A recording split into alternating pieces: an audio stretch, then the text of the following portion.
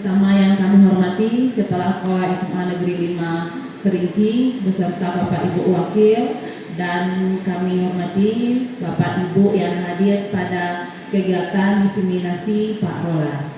Baiklah, kami tidak memperpanjangkan puji dan syukur kepada hadirat Allah yang sudah membawa kita dari zaman kegelapan ke zaman yang terang benderang, serta pada hari ini kita diberikan kesempatan untuk bisa berkumpul di labor biologi. Marilah kita, sebelum kita mendengarkan presentasi dari Pak Roland dengan tema budaya positif, kita berikan kesempatan kepada Bu Eka untuk menyampaikan sepatah dua patah kata terlebih dahulu. Kepada Bu Eka, kami persilakan. Bismillahirrahmanirrahim. Assalamualaikum warahmatullahi wabarakatuh.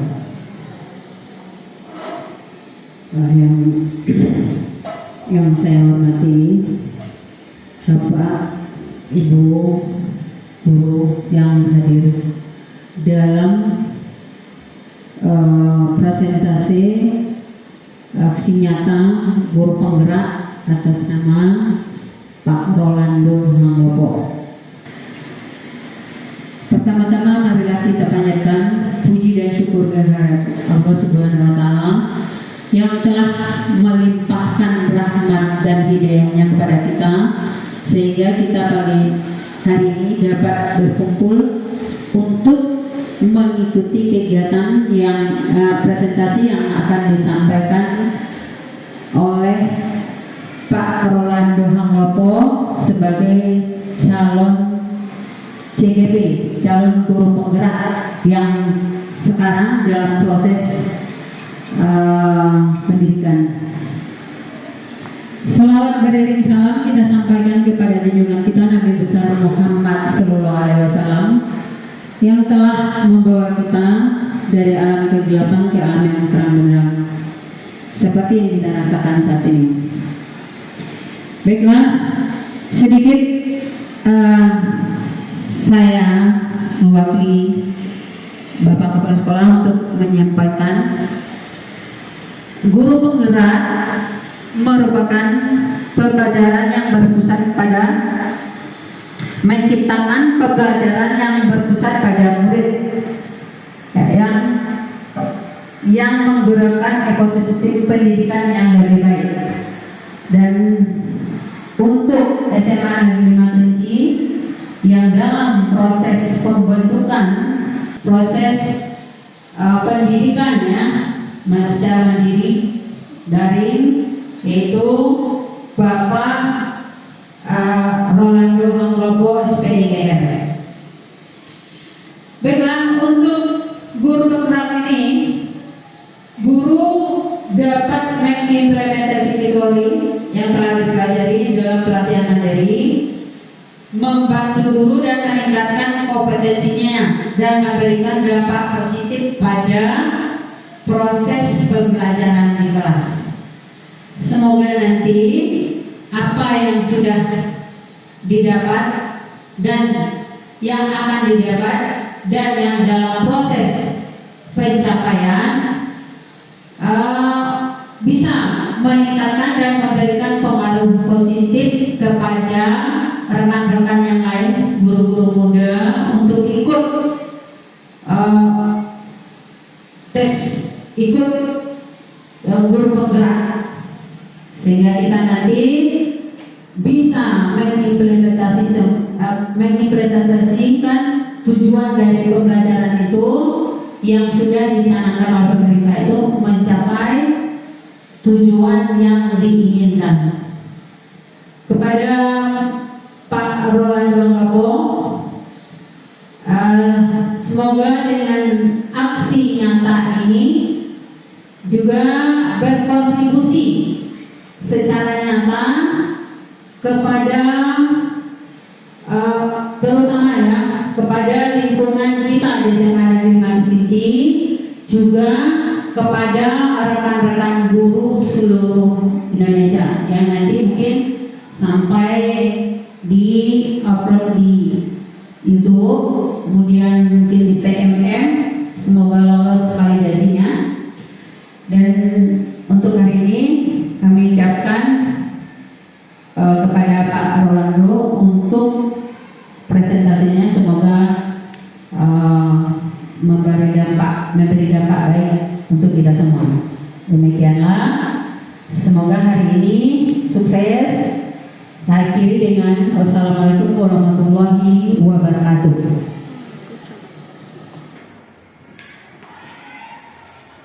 Terima kasih kepada mereka yang sudah memberi arahan serta membuka acara diseminasi Pak Roland pada hari ini. Selanjutnya, mari kita menyimak presentasi yang akan dilaksanakan oleh Pak Roland dengan judul Budaya Positif. Kepada Pak Roland, kami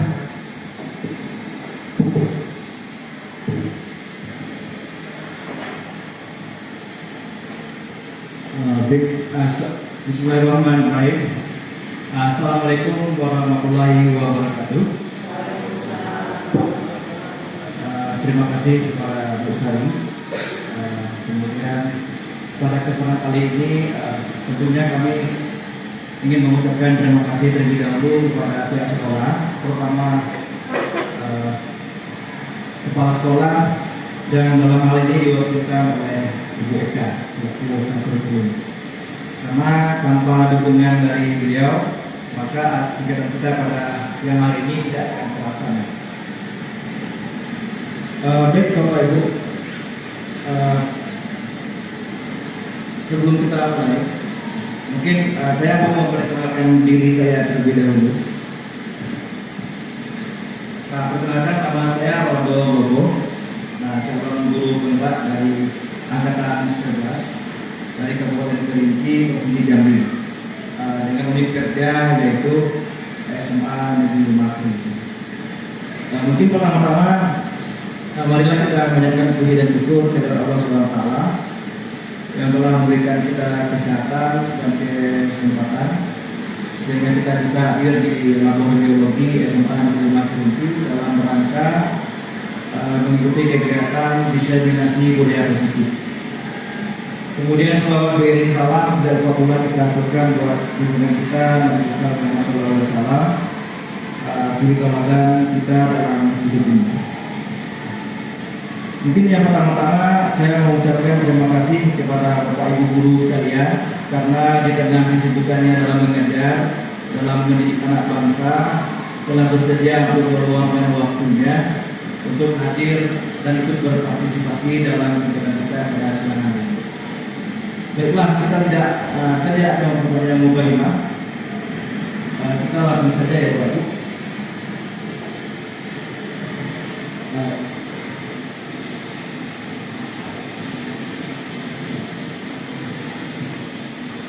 Sebelum kita memulai kegiatan diseminasi kita kali ini, saya mau menyampaikan ada beberapa tujuan dari kegiatan ini, yaitu yang pertama, tentu sudah tugas kita ya Bapak Ibu ya, untuk melaksanakan aksi nyata di sekolah kita masing-masing.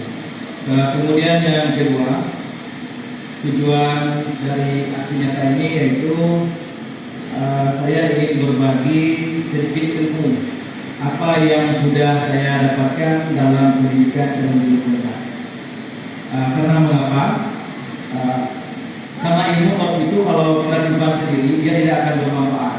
Alangkah baiknya yang sedikit itu kita saling berbagi supaya bisa memberikan kebermanfaatan bagi kita semua. Kemudian tujuan yang ketiga yaitu tema dari kegiatan kita ini kan tentang budaya positif. Kalau hanya 1-2 orang saja yang melaksanakan kegiatan tersebut, tentulah tidak akan berhasil, tidak akan berjalan dengan baik. Oleh karena itu, saya mengajak kita bersama-sama untuk saling bekerjasama, saling berkolaborasi supaya disiplin positif atau budaya positif ini bisa berjalan dengan lancar dan baik di sekolah kita. Baik Bapak Ibu, sebelum kita mulai, mungkin supaya tidak terlalu tegang ya Pak Ibu ya, kita ice breaking terlebih dahulu. Nah, ice breakingnya simpel. Nah, silakan kita saling berhadapan dengan rekan sebelah kita.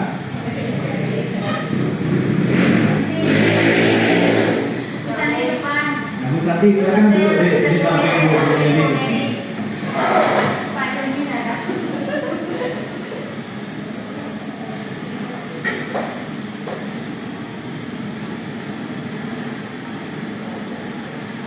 Nah, ice breaking-nya yaitu kita senyum 30 detik dengan teman sebelah kita.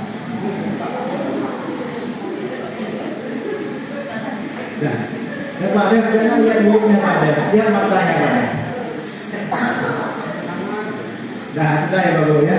Ya, walaupun awalnya terpaksa, nanti lama-lama jadi terbiasa. Baik, sebelum kita masuk ke materi kita yaitu tentang budaya positif, mungkin ada baiknya kita terlebih dahulu kita memahami apa sih tujuan pendidikan kita. Nah, menurut Ki Hajar Dewantara, Bapak pendidikan kita, beliau menyatakan bahwa tujuan pendidikan kita yaitu untuk menuntun kodrat yang ada pada anak agar mereka dapat mencapai keselamatan dan kebahagiaan yang setinggi-tingginya, baik sebagai manusia maupun sebagai anggota masyarakat. Oleh sebab itu, pendidikan itu hanya dapat menuntun atau hidupnya kekuatan kodrat yang ada pada anak-anak agar dapat memperbaiki lakunya, bukan dasarnya. Apa maksudnya itu Bapak Ibu? Di situ kan ada kata menuntun. Ketika kita mendengar kata menuntun, kira-kira apa yang terlintas di pikiran kita?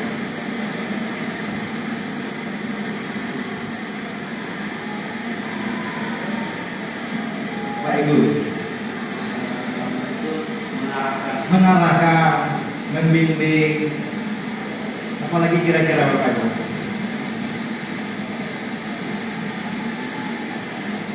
Jadi menurut Ki Hajar Dewantara, kita sebagai guru itu hanya dapat menuntut, karena setiap anak itu sudah mempunyai kodratnya masing-masing.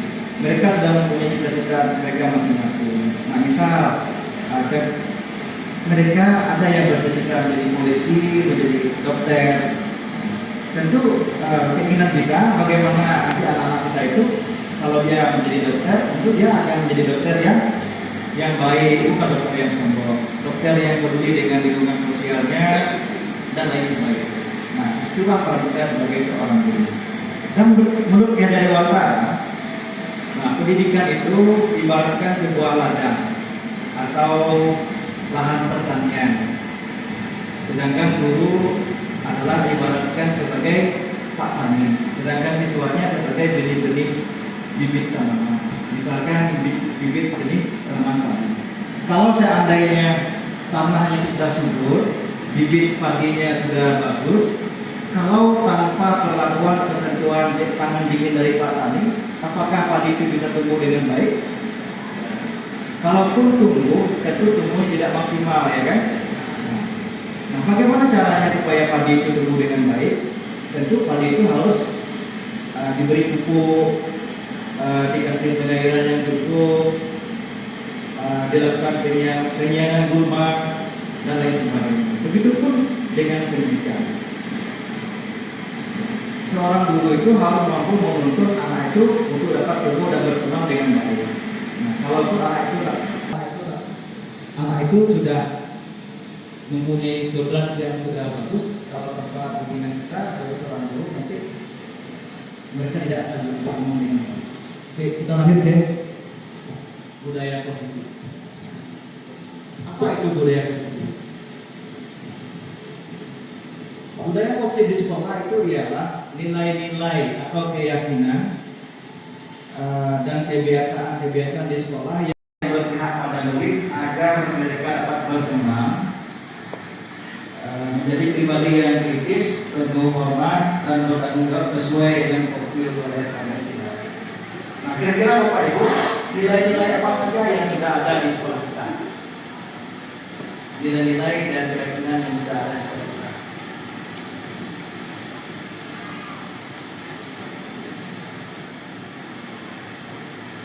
Sudah ada nilai-nilai atau keyakinan-keyakinan positif yang sudah berkembang di sekolah kita?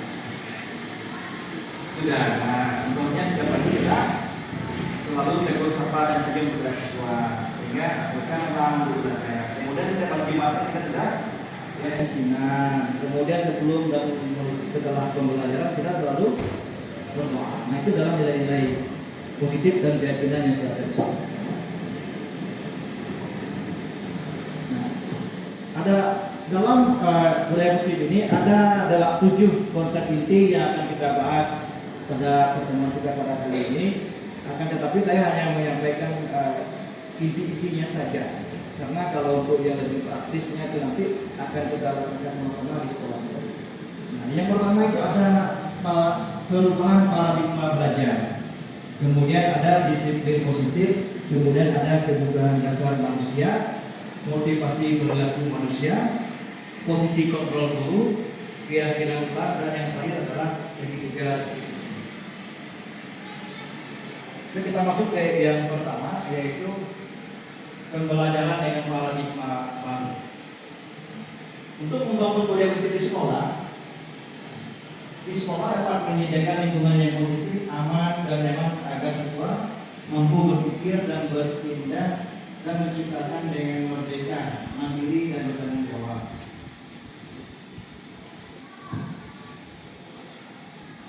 Mungkin selama ini kita berpikir kalau masih berpusat kepada guru, maka dalam budaya positif ini itu sudah kita harus berpusat kepada pada siswa atau peserta didik.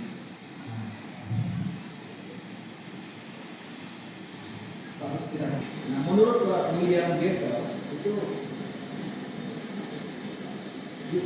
disiplin itu berhubungan dengan bagaimana cara kita mendisiplinkan anak itu dengan aturan dan hukuman dan lain sebagainya. Nah itulah yang akan kita ubah sekarang. Bagaimana cara kita menanamkan motivasi intrinsik dari diri siswa itu sendiri untuk menegakkan disiplin, bukan dari seorang guru. Nah contohnya seperti itu. Nah ketika kita mau ke helm, itu kira-kira apa yang menjadi dasar motivasi kita? Apakah kita takut digelang polisi atau apakah kita untuk keselamatan diri? Nah, kalau kita sudah memakai helm untuk menjaga keselamatan diri kita, maka motivasi intrinsik itu sudah mulai tumbuh dalam diri kita. Nah, menurut William Gesell itu dalam teori kontrol itu ada yang namanya istilah ilusi guru mengontrol murid. Kemudian ada ilusi bahwa kritik dan membuat rasa bersalah mampu menguatkan karakter.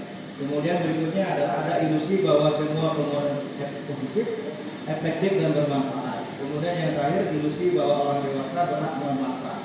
Nah, sebelum kita membahas 4 poin ini, saya ingin ada 2 orang guru yang menunjukkan untuk membantu saya.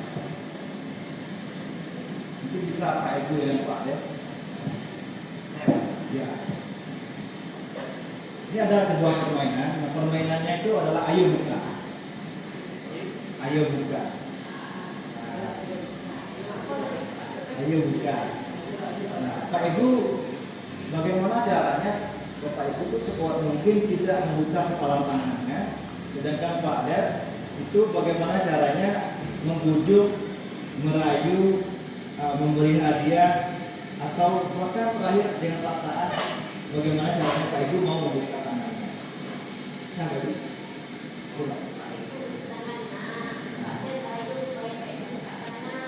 Pak Ibu mengenal tangan, Pak Dad membuka tangan. Dia buka. Di tangan Pak Ibu ini ada rahasia yang tidak boleh dibuka. Nah Pak Dad berusaha untuk membuka. Caranya bisa dengan dirayu, dibujuk dengan dia, atau dengan paksaan. Bisa nggak?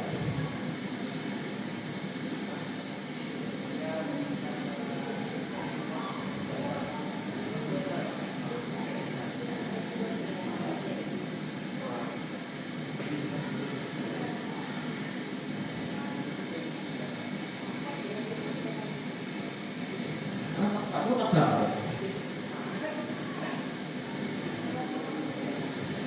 Dibuka paksa bukaannya. Ya.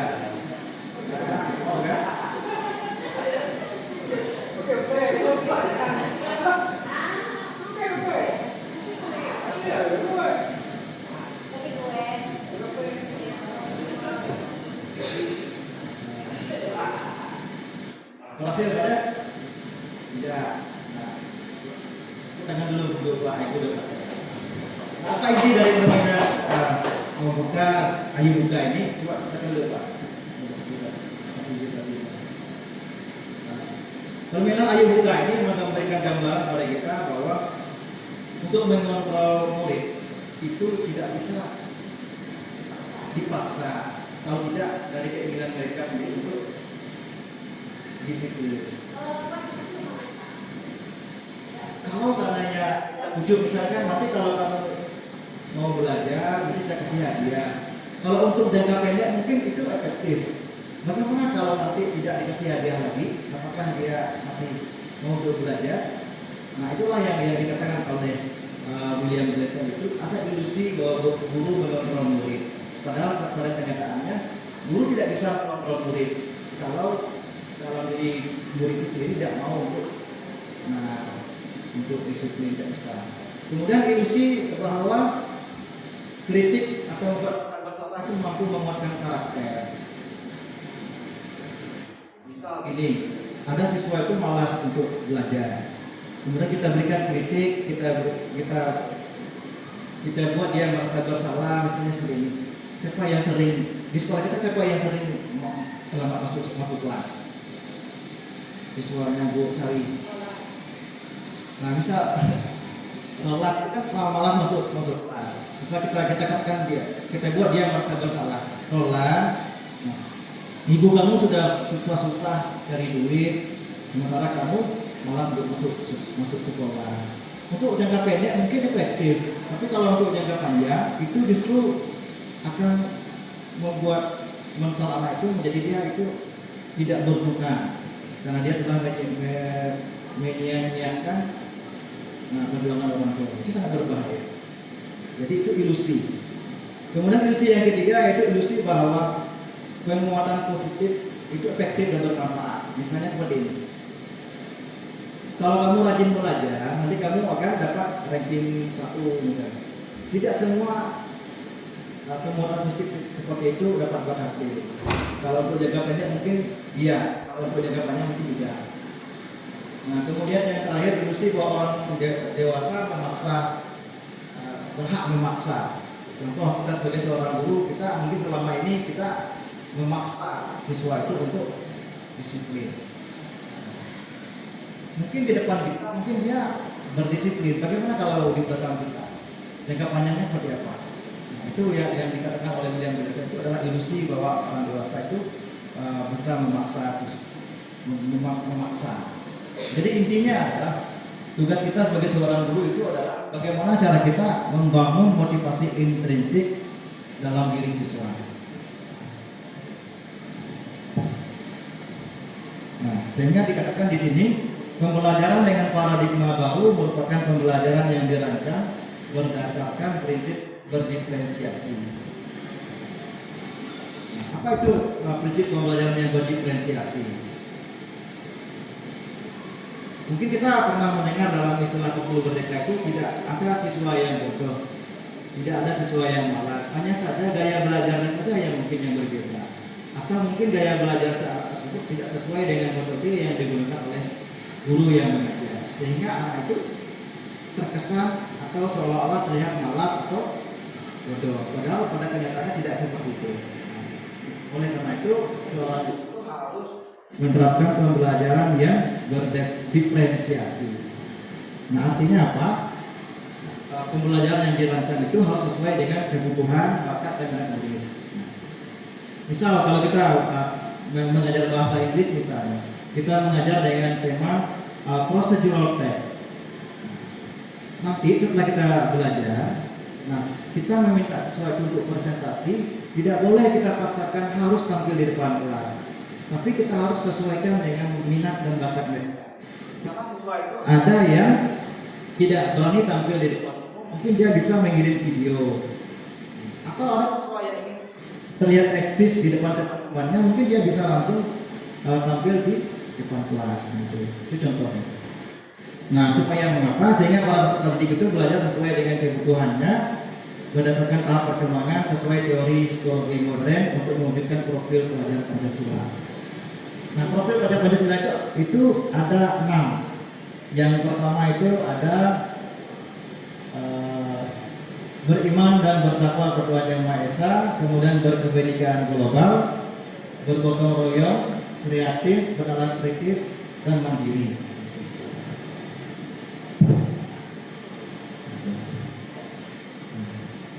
Jadi inti dari perubahan paradigma belajar itu adalah bagaimana kita merubah cara kita itu dari stimulus respon ke teori kontrol. Kalau contoh stimulus respon tadi itu, misal kita menyuruh siswa untuk belajar, kita kasih hadiah.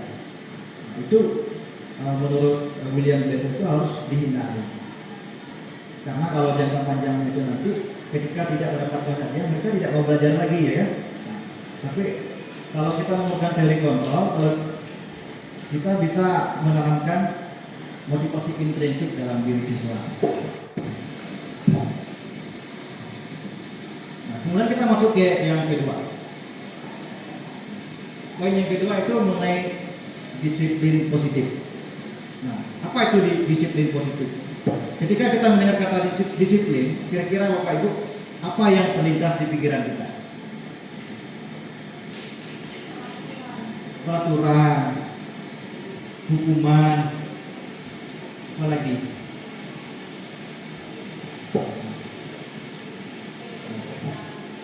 Tata tertib, ya, kepatuhan. Kata disiplin juga sering dihubungkan dengan hukuman. Padahal itu sungguh berbeda sekali. Karena belajar tentang disiplin positif tidak harus dengan memberi hukuman. Justru salah satu hukuman itu menjadi salah satu alternatif terakhir daripada disiplin positif. Kalau bisa untuk dihindari. Nah, menurut Bapak pendidikan kita, Ki Hajar Dewantara, beliau menyatakan bahwa di mana ada kemerdekaan, disitulah harus ada disiplin yang kuat. Karena disiplin itu sendiri menurut Ki Hajar Dewantara bersifat self disiplin atau kontrol diri secara pribadi. Yaitu kita sendirilah yang mewajibkan kita keras-kerasnya untuk disiplin. Kalau kita sendiri tidak mampu untuk mendisiplinkan diri kita, maka wajarlah kalau ada pihak lain yang harus mendisiplin diri kita. Misal kita sebagai seorang guru, di mana kita harus hadir tepat waktu, sementara kita tidak mampu untuk melakukan itu, maka wajarlah kalau kepala sekolah menegur kita, kan?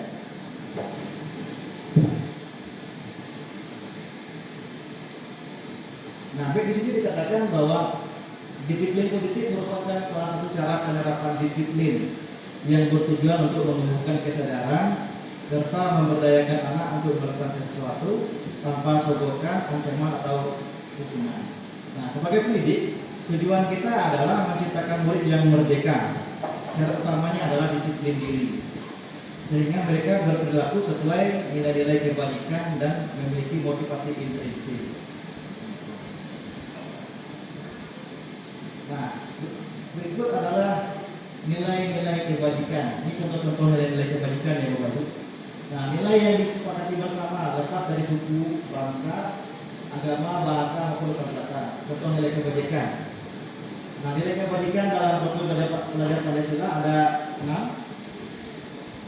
7 ya. Beriman dan bertakwa kepada Yang Maha Esa, berakhlak mulia, berpendidikan global, berloyal, mandiri, dan kreatif. Kalau di EBI Primary Years program itu nilai kebajikannya toleransi, hormat, integritas, dan mandiri. Artinya apa? Nilai kebajikan itu bersifat universal. Nah, setiap instansi itu dapat menerima nilai tersebut. Sebelum kita masuk ke keberadaan manusia, kira-kira Bapak Ibu ada yang ditanyakan enggak?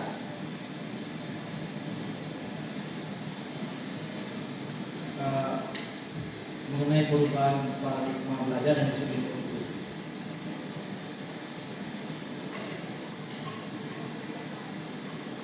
Kita masuk ke materi berikutnya supaya tidak tegang ya. Ada kita ice breaking dulu. Nah, ice breakingnya adalah kita bagi dua, kelompok kiri dan kelompok kanan. Itu nanti ice breakingnya kalau saya bilang kita, maka yang sebelah kiri, yang di sebelah kiri saya memukul tangan yang di sebelah kanan. Kalau saya bilang hijau, maka ibu yang di sebelah kanan, yang di sebelah kanan saya memukul tangan ibu yang di sebelah kiri. Siap kira-kira Bapak Ibu? Nah, ibu dikir kan Pak Ilmi tidak ada kawan.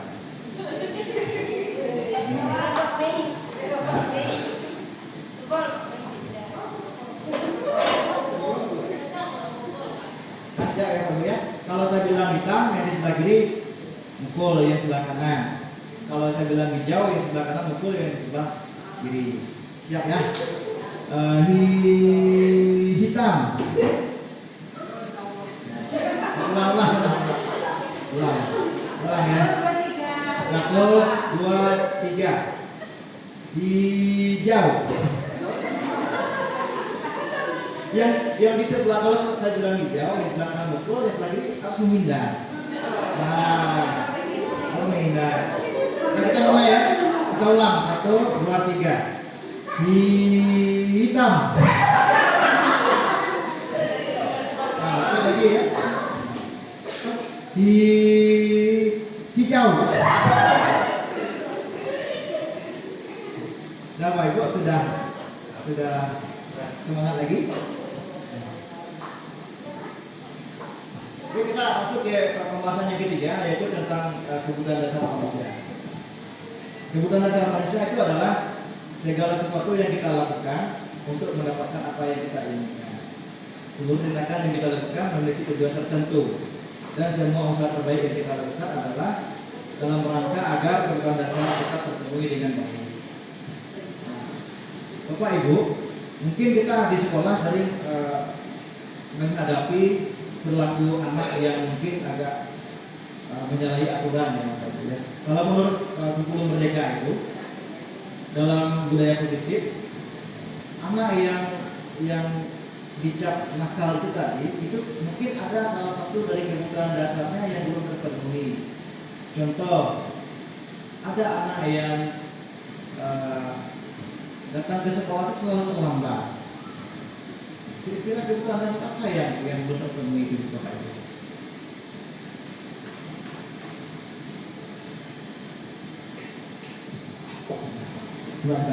Kira-kira kebutuhan dasar manusia itu ada berapa? Yang sudah kita ketahui selama ini.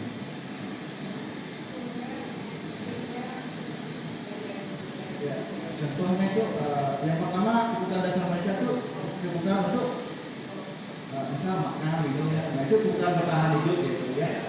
Nah, kemudian kebutuhan apa lagi?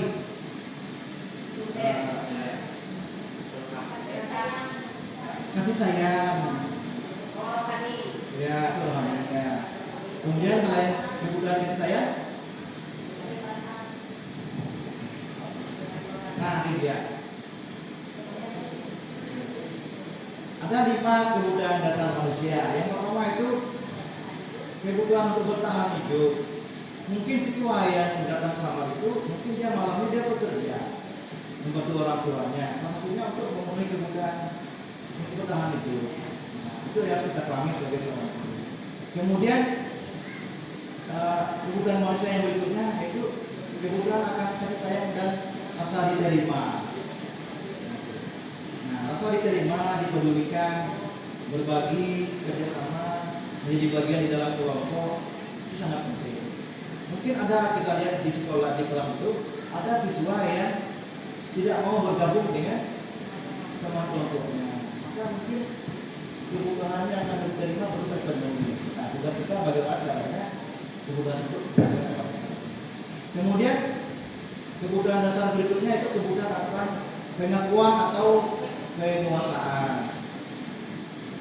Mungkin kalau ada yang betul temannya, itu mungkin kebutuhan akan pengakuan kemampuan dirinya belum terpenuhi. Kemudian kebutuhan akan kebebasan. Apa tuh contoh kebutuhan akan kebebasan? Nah, anak-anak itu perlu kita berikan pilihan, terutama dalam kita membuat media pembelajaran. Tidak bisa kita paksakan anak-anak itu harus tampil seperti ini, seperti itu. Mereka berhak untuk menentukan pilihan mereka sendiri. Kemudian yang terakhir kebutuhan akan kesenangan. Jadi seorang guru itu harus dituntut untuk mampu menciptakan pembelajaran IPA itu yang membuat anak itu senang. Karena anak-anak itu dunianya dunia untuk senang, untuk bermain.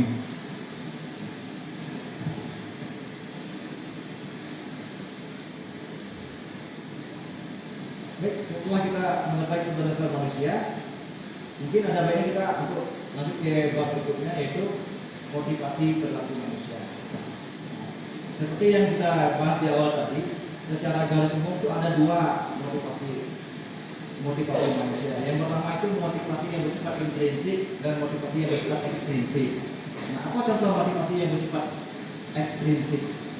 Nah, motivasi yang bersifat ekstrinsik itu bertujuan untuk menghindari atau ketidaknyamanan atau hukuman. Misal, siswa yang berpakaian rapi itu dia bertujuan ingin untuk menghindari hukuman di sekolah misalnya. Maka motivasinya masih bersifat ekstrinsik.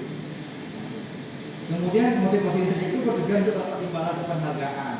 Kalau ada siswa kita itu yang dia mau belajar giat di sekolah supaya dia dapat lagi satu, sehingga dia dapat penghargaan dari guru kepada dia, maka motivasinya masih bersifat ekstrinsik.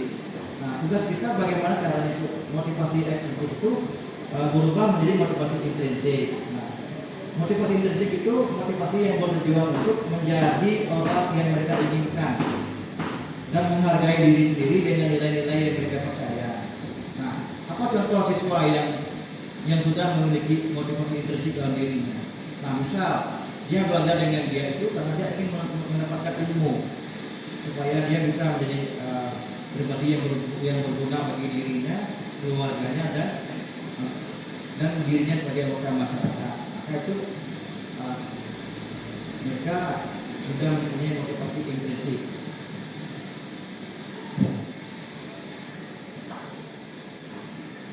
Berkaitan dengan motivasi tadi, nah, ada tiga hal yang perlu kita pelajari. Yang pertama hukuman, konsekuensi, dan restitusi. Apa perbedaan hukuman, konsekuensi, dan restitusi? Contoh yang kita bahas tadi, ada siswa itu yang mau berdisiplin karena untuk menghindari hukuman atau menghindari konsekuensi. Nah, berikutnya adalah perbedaan antara hukuman, konsekuensi, dan restitusi. Kalau hukuman itu bersifat tidak berencana, murid tidak tahu apa-apa atau tidak dilibatkan, yang kemudian dia bersifat untuk arah, kemudian dia berupa hukuman fisik. Misal seperti ini, ketika kita piket, menjadi guru piket, kita mendapati siswa itu terlambat datang ke sekolah, maka kita minta siswa tersebut, kamu harus hormat bendera sampai jam sekian-sekian, maka itu adalah hukuman. Lalu apa yang perbedaannya dengan konsekuensi? Konsekuensi itu harus terencana atau disepakati atau sesuai dengan peraturan. Kemudian murid tetap juga tidak merasa nyaman. Kemudian sikap guru selalu memonitori murid, misalnya seperti ini. Ada siswa yang datang terlambat, maka kita panggil siswa tersebut. Ya, kita panggil siswa tersebut, kita minta dia, kamu kenapa terlambat? Nah, kamu tahu tidak kalau kamu terlambat akibatnya apa? Nah, itu adalah bentuk konsekuensi. Nah, akan tetapi walaupun siswa itu dilibatkan dalam pembentukan konsekuensi, tetap mereka dibuat tidak nyaman. Nah, kemudian yang ketiga ada itu restitusi. Restitusi inilah yang diharapkan diterapkan oleh guru di sekolah. Nah, restitusi itu bertujuan untuk proses menciptakan kondisi bagi murid untuk memperbaiki kesalahan. Kemudian prosesnya bersifat kolaboratif yang mengajarkan murid untuk mencari solusi mereka sendiri. Misal ada siswa itu yang datang terlambat, kita panggil, kita tanya, kamu kenapa datang terlambat? Menurut kamu punya solusi nggak supaya kamu besoknya tidak datang terlambat? Itu adalah bentuk restitusi. Siswa itu sendiri kita ajak berdiskusi untuk mencari solusi bagi dirinya sendiri. Misal kalau siswa datang terlambat, saya sering bangunnya sering terlambat Pak, bangunnya kesiangan. Maka kita bisa memberikan pertanyaan pada siswa tersebut, kira-kira kira-kira apa yang bisa membuatmu untuk bisa bangun pagi misalnya? Katanya bisa nyetel jam beker. Artinya kita ajak sesuatu untuk saling berkolaborasi untuk mencari solusi dari masalah-masalah ini. Itu adalah prostitusi. Baik Bapak Ibu, kemudian kita masuk ke 5 posisi kontrol guru. Seperti yang kita lihat di slide, ada 5 posisi kontrol seorang guru. Yang pertama itu ada guru yang mempunyai posisi kontrol, dia mengambil posisi sebagai penghukum. Kemudian ada juga guru itu yang mengambil posisi kontrolnya sebagai pembuat rasa bersalah. Kemudian ada lagi guru yang mempunyai posisi kontrol sebagai seorang teman. Kemudian sebagai seorang pemantau, dan yang terakhir adalah sebagai manajer. Nah, ini contohnya. Nah, sebelum kita masuk ke pembahasan berikutnya, kira-kira dalam pengalaman kita mengajar selama ini, kira-kira dari 5 posisi kontrol tersebut, posisi kontrol yang mana yang sudah kita terapkan?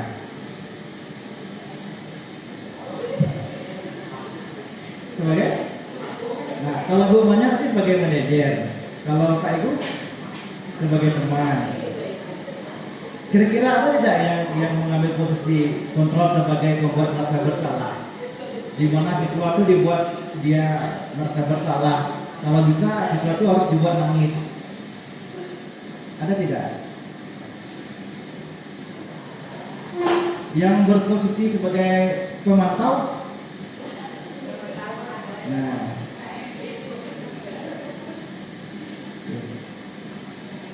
kira-kira di antara 5 ini yang paling bagus itu posisi kontrol yang seperti apa? Sebagai teman atau manajer? Nah, kalau kita mengambil posisi sebagai teman, maka mungkin dengan Pak Egu saja siswa tersebut mau untuk disiplin. Tetapi ketika dia ditangani oleh guru yang lain, dia tidak mau. Di antara 5 posisi kontrol ini yang paling berbahaya kira-kira yang mana? Penghukum. Yang lain? Membuat merasa bersalah. Nah, yang paling berbahaya betul yang dikatakan oleh Pak Egu, yang paling berbahaya itu posisi kontrol yang sebagai pembuat merasa bersalah. Kenapa demikian? Kalau posisi kontrol sebagai penghukum, mungkin anak itu bisa melakukan kesalahannya. Misal siswa rangke misalnya yang sering terlambat, kita marahi dia, kita beri dia hukuman. Kalau dia mungkin dia ketika di kelas dia bisa melakukan amarahnya dengan mencoret-coret buku, menendang-nendang meja. Tapi kalau membuat merasa bersalah itu secara tidak langsung kita telah membuat telah membuat goresan luka yang sangat mendalam dalam siswa, sehingga siswa tersebut merasa seolah-olah dirinya tidak berguna, merasa buruk, merasa tidak berguna, merasa karena telah membuat orang yang mencintainya itu menjadi kecewa. Dan ini sangat berbahaya karena ini bisa menjadi ibaratkan bom waktu.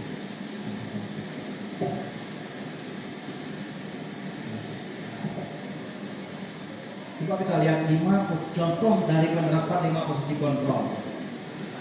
Ini ada video Pak, coba itu mau nonton videonya atau lihat yang ini. Kita lihat, ya. Kita bacakan contoh kasusnya dulu Pak ya. Nah, contoh penerapan 5 posisi kontrol guru. Yang pertama, kasus siswanya adalah siswa tidak memakai atribut lengkap saat upacara bendera. Kalau guru yang mengambil posisi sebagai penghukum, siswa tersebut diminta menghormat bendera selama 1 jam. Nah, itu kalau sebagai pembuat rasa bersalah, maka siswa tersebut, maka guru tersebut akan berkata kepada siswanya, berapa kali bapak harus memberitahu kamu selalu saja mengecewakan bapak atau ibu. Itu contoh kalimat yang keluar dari mulut seorang guru yang mengambil posisi sebagai pembuat rasa bersalah. Nah, kalau sebagai teman, apa contohnya? Ini Bapak Ibu. Nah, ayo dong ikuti aturan sekolah. Tolong bantu Bapak ya, sekali ini saja. Ya udah tidak apa-apa, lain kali jangan berbuat seperti itu lagi ya. Itu contoh guru yang mengambil kursi kontrol sebagai teman.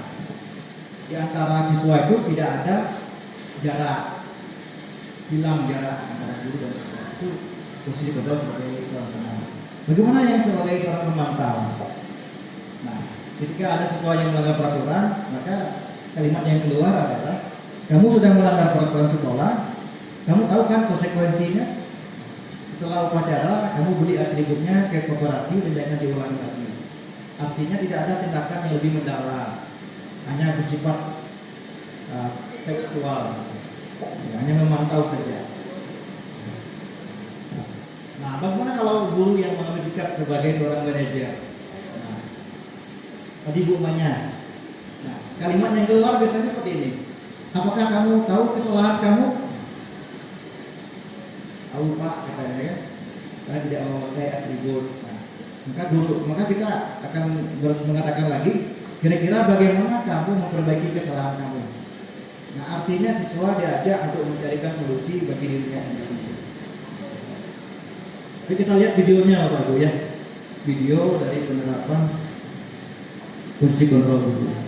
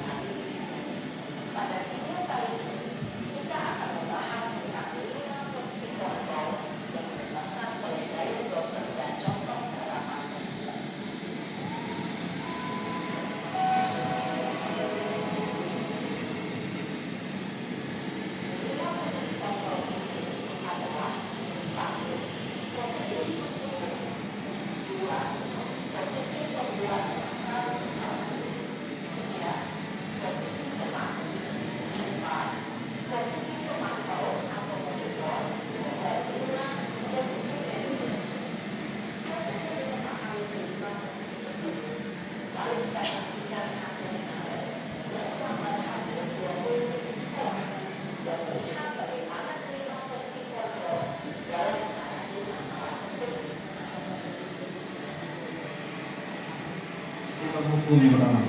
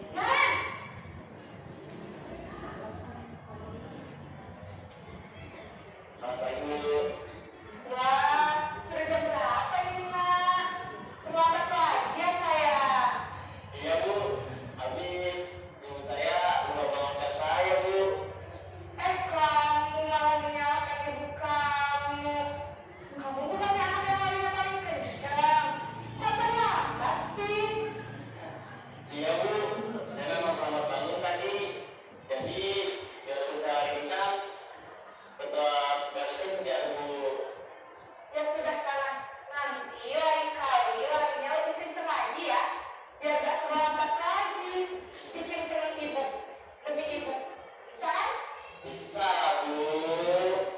Ya sudah, sana masuk kelas. Ibu beresin urusan absen kamu. Kamu ini ada-ada saja. Dalam posisi teman, guru berbicara dengan nada suara ramah, akrab, cenderung bersinggah juga untuk menjaga suasana tetap santai. Murid akan merasa senang, aman, dan akrab dengan guru. Identitas yang tercipta adalah identitas sukses atau berhasil.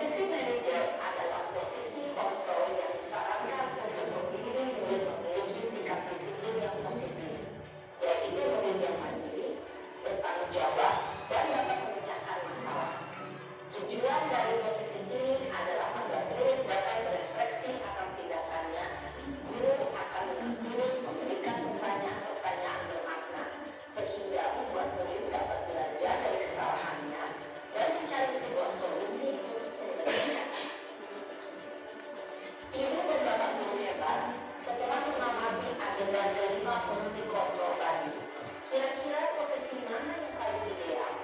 Posisi mana yang dapat menunjang motivasi intrinsik murid? Ya, tentu posisi manajer. Posisi ini memang posisi ideal yang ingin dituju setiap pendidik. Pada posisi inilah, guru dapat menerapkan disiplin positif dan memihak pada murid dan memerdekakan murid. Perjalanan seorang pendidik tentunya tidak mudah untuk sampai pada posisi seorang manajer. Namun, tujuan kita pasti, yaitu menciptakan murid-murid yang mandiri, merdeka, dan bertanggung jawab. Semoga penggambaran 5 posisi kontrol yang telah diperlihatkan ini dapat menjadi ajang refleksi bagi kita semua, agar dapat terus mengasah dan menerapkan disiplin positif dan memerdekakan murid. Mari terus berlatih dan bersemangat. Selamat menerapkan. Salam yang bahagia, Ibu dan Bapak Guru. Hebat.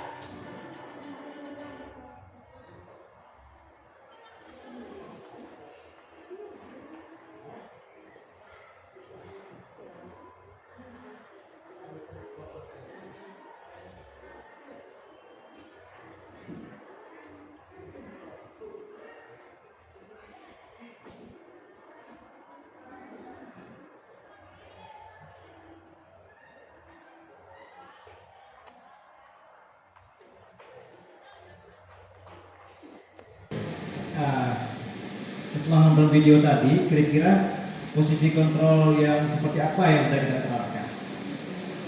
Manajer.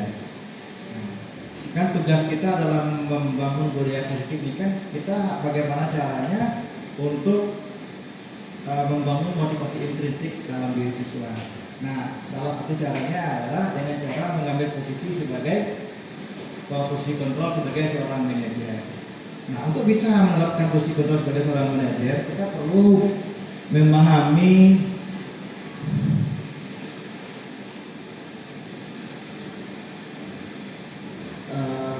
langkah-langkah segitiga restitusi. Ada di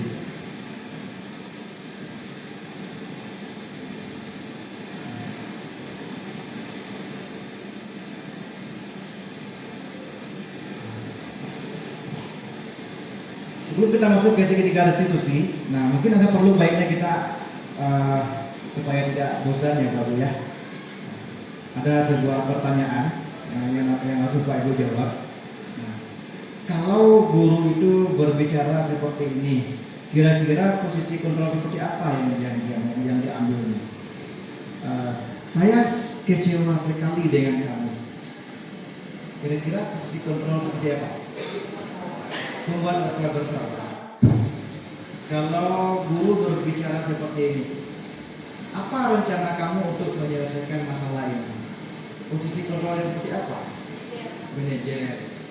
Kalau yang ini, ayolah lakukan demi Bapak ya, sebagai teman. Iya, kita itu. Kalau yang kamu tidak pernah mendapat nilai jika tidak mengerjakan tugas, ini posisi kontrol sebagai apa?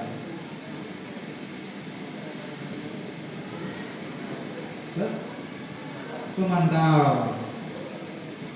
Ya betul Pak Ibu, sebagai pemantau. Nah, sebelum kita masuk ke pembahasan mengenai segitiga restitusi, maka kita perlu memahami terlebih dahulu tentang keyakinan kelas. Karena nanti ya ketika penerapan segitiga restitusi itu nanti dia akan merujuk kepada keyakinan kelas yang sudah dibuat bersama-sama dengan siswa. Nah, pertanyaan saya adalah, mengapa harus keyakinan kelas? Mengapa tidak peraturan kelas saja? Ya, Bu, silakan Bu ya.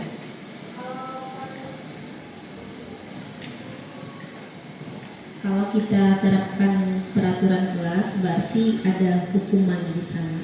Nah, kalau keyakinan kelas berarti yang timbul dari hati mereka. Hukumannya, jadi intinya kalau di keyakinan kelas itu siswa dilibatkan ya kan? Nah, sementara kalau peraturan itu dari seperangkat aturan yang dibuat oleh guru yang harus ditaati oleh siswa. Sementara siswa tidak dilibatkan. Nah, kalau keyakinan kelas itu siswa dilibatkan sehingga lahir dari hati dari siswa itu untuk bersama-sama untuk menjaga nilai yang telah dimuat. Nah, bagaimana cara pembentukan keyakinan kelas? Nah, keyakinan kelas itu ciri-cirinya dia bersifat abstrak. Kemudian pernyataan yang dibuat di keyakinan kelas itu harus bersifat universal, harus dapat diterima oleh semua kalangan siswa. Kemudian keyakinan kelas itu harus dibuat dalam pernyataan yang bersifat positif. Artinya apa? Tidak boleh ada kata tidak boleh atau jangan dalam keyakinan kelas, tapi harus kita ubah menjadi kalimat yang positif. Misalnya seperti apa?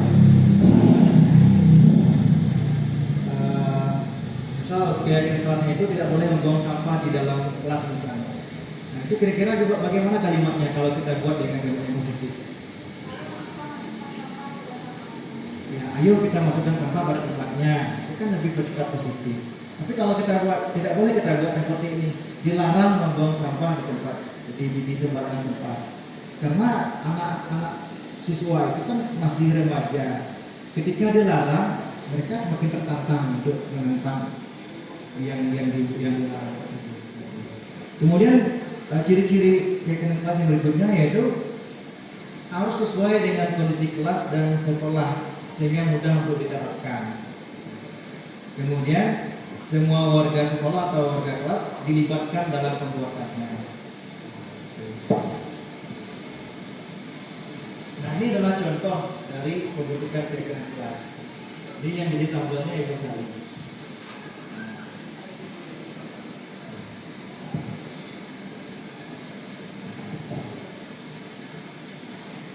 Yang rasa untuk keyakinan kelas sudah kita terapkan ya Bu ya di sekolah kita. Nah, keyakinan kelas atau kesepakatan kelas. Nah, jadi kita masuk ke pembahasan yang berikutnya supaya kita bisa mengambil fungsi kontrol sebagai seorang manajer. Kita harus memahami yang namanya segitiga restitusi. Apa itu segitiga restitusi? Yaitu segitiga restitusi itu adalah suatu proses dialog yang dijalankan oleh guru agar dapat menghasilkan murid yang mandiri dan bertanggung jawab. Artinya apa? Siswa itu diajak untuk mencari solusi dari permasalahan itu sendiri. Ada 3 tahapan dalam segitiga restitusi. Yang pertama itu adalah menstabilkan identitas. Ketika ada siswa yang berkelahi dengan temannya misalnya, maka kita harus menstabilkan identitas terlebih dahulu. Kita berikan kesempatan siswa tersebut untuk meluapkan emosinya. Nah, setelah itu baru kita validasi tindakan yang salah. Misal siswa itu bertengkar dengan temannya gara-gara apa gitu. Misal Noval dan Irfan misalnya. Si Noval ini kesal karena Irfan itu selalu mencontek tugasnya, sehingga si Noval ini hilang kontrol, dia menabrak meja dan hampir memukul si Irfan misalnya. Nah, itu nanti setelah kita berikan kesempatan siswa untuk meluapkan emosinya, baru kita validasi tindakan yang salah. Nah, misal guru bisa berkata seperti ini, nah, wajar kalau kamu marah, bapak pun kalau jadi kamu, bapak pun juga akan marah. Akan tetapi melabrak meja dan berkata kasar kepada teman itu tetap tidak bisa dibenarkan. Itu adalah memberikan validasi kalau tindakannya itu adalah salah. Nah, setelah itu baru kita menanyakan keyakinan. Nah, itulah sebabnya setiap kelas itu harus membuat keyakinan kelas, sehingga siswa yang membuat kesalahan itu nanti kita akan kembali ke keyakinan kelas. Misal di kasus Novel tadi, maka kita tanya, kira-kira Novel keyakinan kelas apa yang kamu langgar? Tidak menghargai teman Pak, kan? Itu contohnya.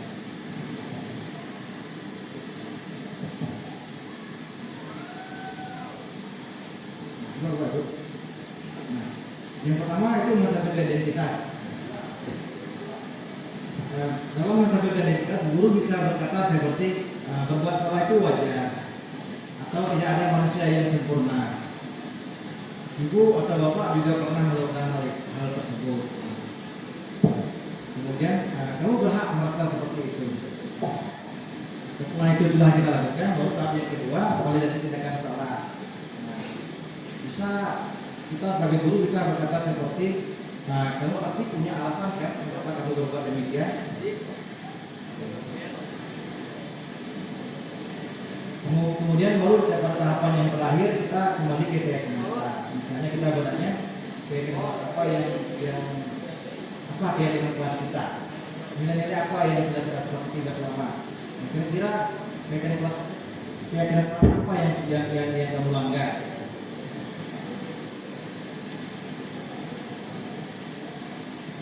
Mungkin itu saja Bapak Ibu pembahasan kita mengenai disiplin positif. Jadi intinya adalah dalam menciptakan budaya positif itu kita sebagai seorang guru harus bisa menumbuhkan motivasi intrinsik di dalam murid agar mereka itu mampu melakukan self disiplin. Nah, caranya adalah seorang guru harus mampu mengambil posisi kontrol sebagai seorang manajer. Nah, untuk mampu menerapkan posisi kontrol sebagai seorang manajer, kita harus membuat keyakinan kelas terlebih dahulu. Karena mengapa? Nanti dalam penerapan sertifikat itu kita harus kembali kepada keyakinan kelas. Sehingga nanti siswa itu dalam penyelesaian masalahnya bisa kita ajak mereka secara berkolaboratif bersama-sama dengan guru untuk menemukan solusi dari permasalahannya. Sehingga kalau hal ini sudah kita lakukan, sehingga nanti akan tercipta budaya positif di sekolah kita, sehingga siswa itu bisa merasa nyaman, tenang, dan bahagia untuk belajar. Seperti Pak Tani tadi yang mengatakannya. Sehingga nanti siswa itu yang lulus dari SMA kita ini bisa menjadi pribadi yang bahagia, ya mencapai kebahagiaan yang setinggi-tingginya baik sebagai individu maupun sebagai anggota masyarakat. Mungkin itu saja yang dapat saya sampaikan pada pertemuan kita pada hari ini. Lebih dan kurangnya saya mohon maaf. Akhir kata saya ucapkan wassalamualaikum warahmatullahi wabarakatuh.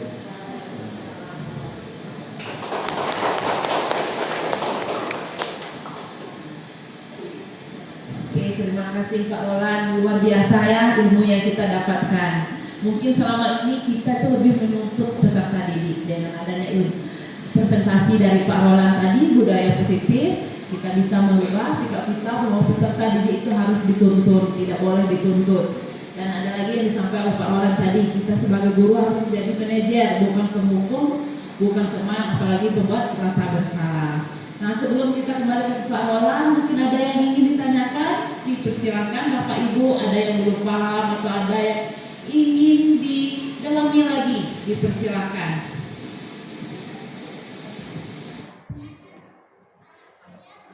Oke, nampaknya tidak ada Pak Roland, sudah jenuh atau sudah banyak ilmu yang didapatkan, jadi tinggal memikirkan kapan mengaplikasikan kepada peserta didik atau di sekolahnya. Mungkin ada yang ingin disampaikan Pak Roland dengan Bapak Ibu yang sudah hadir di hari ini.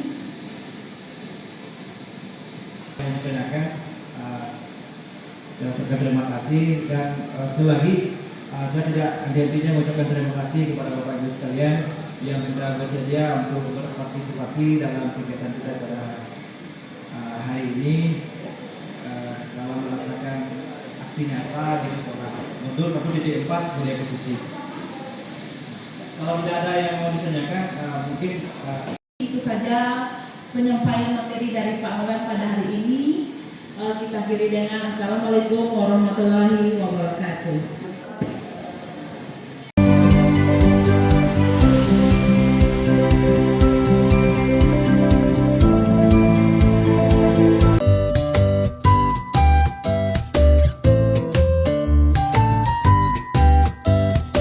tadi Bapak dengar laporan dari ketua kelas, katanya Nopal habis bertengkar ya sama Raka. Iya Pak, habisnya saya kesal sama Raka. Kenapa kesal? Karena Raka terus-terusan mencontek pekerjaan rumah saya Pak, dan dia tidak mau berusaha. Oh begitu. wajarlah kalau kamu marah dan kesal. Bapak pun kalau ada di posisi kamu, Bapak pun juga akan marah. Lalu apa yang kamu perbuat sama Raka, Nopal? Saya marah-marah Pak, dan tanpa saya sadari saya melabrak mejanya Pak. Seperti itu. Kamu berbuat seperti itu pasti ada alasannya ya. Iyalah Pak, masa saya diam saja. Saya sudah susah-susah mengerjakan tugas, Raka hanya tinggal mencontek. Ya wajarlah kalau kamu marah, karena kamu tidak relakan untuk pekerjaan rumah kamu dicontek begitu saja. Ya Pak. Bapak sangat mengapresiasi tindakan kamu, Nopal. Kamu tidak sampai berbuat yang lebih buruk daripada itu, misalnya seperti menipu. Kita pikirkan tindakan Nopal yang marah-marah dan melempar meja itu sudah sesuai tidak dengan keyakinan kelas kita? Tidak Pak. Menurut Nopal, keyakinan kelas yang seperti apa yang sudah Nopal langgar? Saling menghormati sesama teman satu kelas Pak. Menurut kamu, saling menghormati atas sesama teman satu kelas itu penting tidak buat kamu, Nopal? Penting Pak. Baik, Nopal, kalau menurut kamu saling menghormati itu penting, jadi apa yang harus kamu lakukan untuk memperbaiki masalah ini, Nopal? Saya harus lebih bersabar lagi Pak jika ada teman yang mencontek kerjaan rumah saya. Betul, tepat sekali tindakan kamu Nopal. Tetap semangat ya, Nopal. Ya, Pak. Sekarang silakan kembali ke kelas kamu. Iya Pak. Assalamualaikum warahmatullahi wabarakatuh. Nama saya Muhammad Naufal Al-Farizi dari kelas 10B. Saya sangat senang diajak berdiskusi bersama Pak Guru untuk mengendalikan amarah saya kepada teman satu kelas saya sendiri. Untuk kedepannya, kemungkinan saya harus lebih menahan amarah saya dan lebih bersabar kepada teman sekelas saya sendiri dan jauh lebih menghormati sesama teman satu kelas. Terima kasih.